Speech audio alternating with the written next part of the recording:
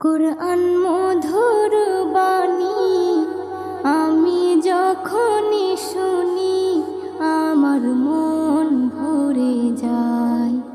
কুরআন মধুর বাণী আমি যখনই শুনি আমার মন ভরে যায়।